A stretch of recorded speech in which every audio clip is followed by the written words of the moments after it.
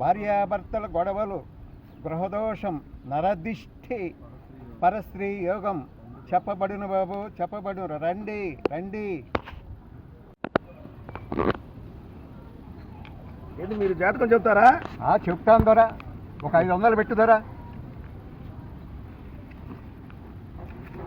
తమరు చెయ్యి మంచిది దొరా. కూర్చోదారు, చెబుతాను. ఇది చెయ్యలేవు.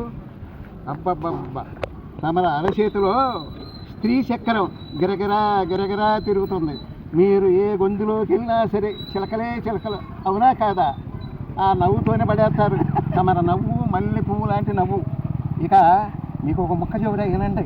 చెప్పు. ఆదివారం అమావాస్య రోజు పరస్త్రీ జోలి బాబాకండి, ఇబ్బందుల్లో పడతారు.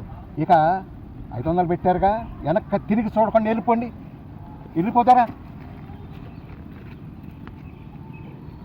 రండి బాబు రండి, రండి బాబు రండి, రండి బాబు రండి. ఓ దొరా, ఇలా రా దొరా, నీకు జాతకం చూస్తా. నీ జాతకమే నీకు తెలియక కూకున్నావు, నా జాతకం చెప్తావా? అట్లాగా అనకదోరా. నీ మనసు మంచిదే, కాకపోతే నీ గుణమే గుడి చేరిది. నిలబడలేవు, మాట మీద నిలబడలేవు.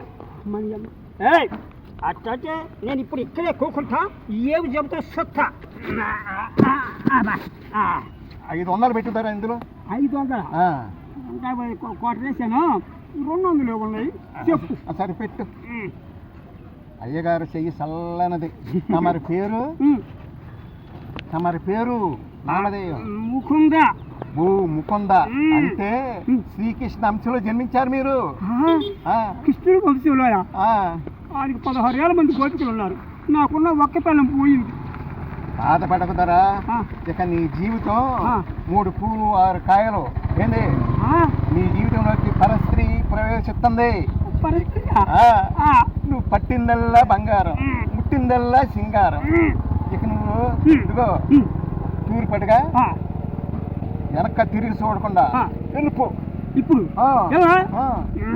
అక్కడ దొరికితే పో. ఉందా? ఉంది. పో, నేను చెప్పింది కరెక్ట్ అయితే పో.